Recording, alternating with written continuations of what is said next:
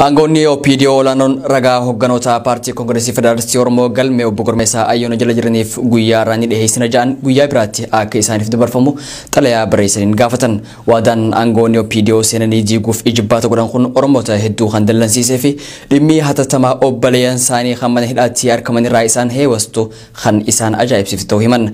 Angoni OPDO xalayaa koreen jiddu galeessaa isaanii mana murtiif barreesseen guyyaa irraa walgahii ariifachiisaa dhimma biyyaarra waan jiraniif dhaddacha mana murtiitti argamu akkan dandeenye ibsuun manni murtichaa beellama biraa akka kennuuf gaafachuun dhagahame. Shirri mootummaan Abbaa Irree Wayyaanee uummata Oromoorratti gaggeeffamaa ture ammas itti fufee jira. Loltoonni raayyaa ittisa Wayyaanee godina Harargee Bahaa aanaalee Cinaaqsan Gursumii fi Baabbilee qubachuun poolisii Oromiyaa fi milishaa daangarra turan achirraa baasuudhaaf dirqisiisaa akka jiran gabaafame. Usmaan Baayuu dabalata qaba. Uummanni Oromoo shira mootummaa Abbaa Irree Wayyaaneetiin xaxameen qe'ee irratti weerarri poolisoota addaa naannoo Sumaalee daangaa cabsee seenuudhaan hawaasa nagaa irratti dhukaasuun lubbuu lammiilee gaaga'uu erga eegalee baatiin muddee kun waggaa tokkoffaa isaa ta'eera. Akkuma beekamu weerarri kun kallattiidhaan kan irratti xiyyeeffate godinaalee Oromiyaa 5 irratti yoo ta'u, godina Harargee Bahaa, Harargee Lixaa, Baalee, godina Gujii fi Booranaa irratti fuulleffachuun haga guyyaa har'aatti illee nageenyi waaraan dhabamee jiraattonni loltoota kanneeniin miidhamaatiin jiru. Waraanni raayyaa ittisa biyyaa mootummaa Wayyaanees dhoksaa tokko malee humnoota addaa naannoo Sumaalee kanneen tumsuudhaan hawaasa nagaa irratti dhukaasuun lubbuu lammiilee hedduu balleessaatiin tureera. Weerara mootummaa Wayyaanee uummata Oromoo irratti labse kana hawaasnis waanuma harkaa qabuun ofirraa qolachuudhaan loltoota diinaa hedduu barbadeessuun wareegama qaalis kafalaatiin jira. Loltoonni raayyaa ittisa biyyaa Wayyaanee akka garaan isaanii yaadetti uummata Oromoo cabsuuf milkii waan dhabaniif iddoowwan lolli kun itti adeemsifamaa jirutti hawaasa bal'aa milishoota naannichaa fi miseensota koraa bittinneessaa Oromiyaa doorsisuun daangaa irraa gara duubatti deebisuuf dirqisiisaatiin akka jiran gabaasaa tureera. Odeeffannoon biyya keessaa nurra qabaatiin jirtu akka mul'iftutti godina Harargee Bahaa aanaalee akka Cinaaqsan Gursumii fi Baabbileetti loltoonni Wayyaanee uummata irraa meeshaa waraanaa hiikachuudhaaf doorsisa hamaa jiraattota irratti gaggeessaa akka jiran gabaafameera. Gama biraatiin aanaalee kanatti guyyaa irraa weerarri hidhattoota Sumaalee uummata nagaa ajjeesuu fi qabeenya hawaasaa saamee kaan ibiddaan barbadeessaa osoo jiru raayyaan ittisa Wayyaanee kora bittinneessaa Oromiyaa fi milishoota daangaarraa duubatti baasuuf dirqisiisaa akka jiran jiraatan aanaa Cinaaqsan irraa dubbifni tokko Oromiyaa miidiyaa neetworkitti himeera. Hawaasni garuu shira Wayyaanee kan harkatti busheessuun dura dhaabbachaatiin jiru kan jedhu jiraataan kun uummanni sirratti wareegamna malee meeshaa waraanaa qabnullee hin kenninu jechuun cichoominaan mormii isaanii dhageessaa akka jiranillee ibseera. Poolisii Oromiyaa Fatima Oromiyaa Gursum Cinaaqsan Gursum Baabbilee baatanii jaakan dhaqanii jiranii. Waan isaanii meeshaa hiikachuudhaaf ta'e yaanuu Fatima Oromiyaatiin jira. In la televisión es llega y comienza a estar bajo abre materia de actividad y se llama de en la informada de la tanto aban de mataara de trabajo. Wayyaaneen akka garaan jaraa yaadetti weerara uummata Oromoo irratti banteen Iraanuu waan dadhabdeef iddoowwan duulli kun itti gaggeeffamaa turetti loltoota gaazii bobbaasuun qawwee hiikadhaa jechuudhaan hawaasa nagaa doorsisaatiin jirti. Muddee kurtaka bara 2017 weerara raayaan ittisa Wayyaanee Harargee Bahaa magaalaa Calanqootti hawaasa nagaa irratti banee namoota hedduu wareegee kaasee tajaajilli intarneetaa guutuu Oromiyaa keessaa baduun beekamaadha. Dhabamuu tajaajila intarneetiin wal qabatee fayyadamtoota hedduurra miidhamni gahaa jiraachuunis ifa. Akka maddeen addeessanitti guyyoota 25 irraas kunne kana tajaajila intarneetaa hawaasni argachaa kan jiru himanii Wayyaaneen gochoota suukanneessaa Harargee Lixaa fi bakkoota garagaraatti raawwachaa jirtu ittiin ukkaamsuuf sagalee haqaa uggurtee akka Oromani wal hin dhageenya addaan kutuuf ijibbaata godhaa jirtu kan ittiin milkooyne ta'uu dubbatan. Mata duree lammiif ja'uun koonsartiin godina Baalee magaalaa Roobee keessatti dilbata dhufu gaggeeffamuuf kan jiru ta'uun gabaafame. Koonsartii yeroo duraaf lammiilee Oromoo shiraan buqqifaman gargaaruuf magaalaa Roobeetti qophaa'e kanarratti artistoonni Oromoo sirbootaan isaanii yeroo ammaa uummata biratti jaalatamaa dhufan hedduun argamuuf kan jiraatan ta'us jiraattonni himani. Badiri Yusuf akka ta'an dhiyeessa. Gadantu gadabilisumma gadanti faloti gadatuma walwame awanne waljala amma yeroni getse yeron waligale gallu ala. Konsartiin guddaan lammiif mata duree jehuun lammiilee Oromoo qe'eef qabeenyaa isaanirraa humnaan buqqifaman gargaaruuf akeekkate godina Baalee aanaa Roobee magaalaa Roobeetti qophaa'ee jira. Konsartiin kun Kairoo magaalaa Roobeetiin kan qopheeffame yeroo ta'u artistoonni Oromoo bebbeekamoon sagantaa seena qabeessa kanarraa qooda fudhatuuf affeeramanii jiru.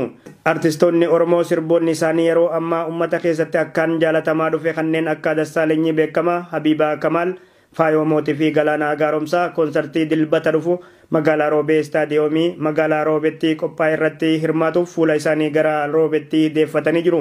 Akeekni konsartii kanaa maali jedhee kaniin gaafadhe jiraatan magaalaa Roobee kun akkana naan jedhe.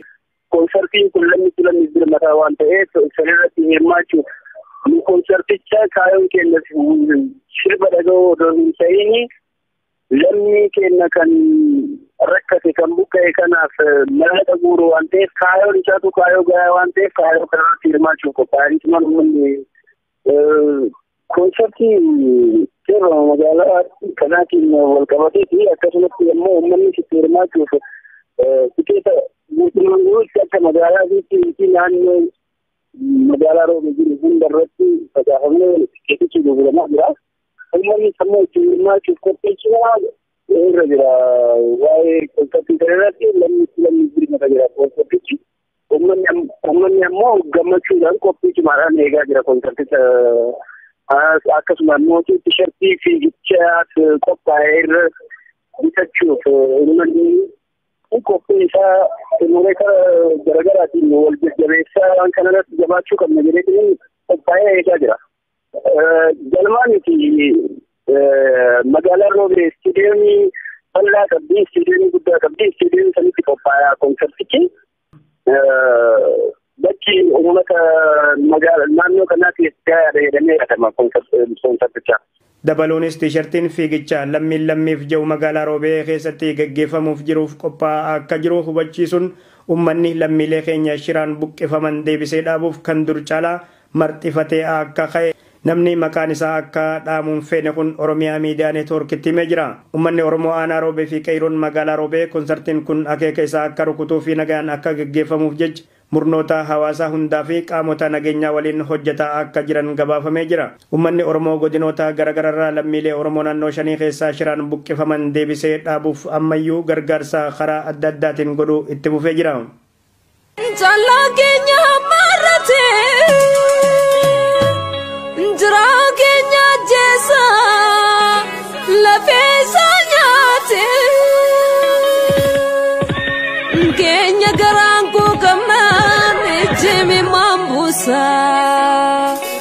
Malisanitu samamna kabinesanutiyusa.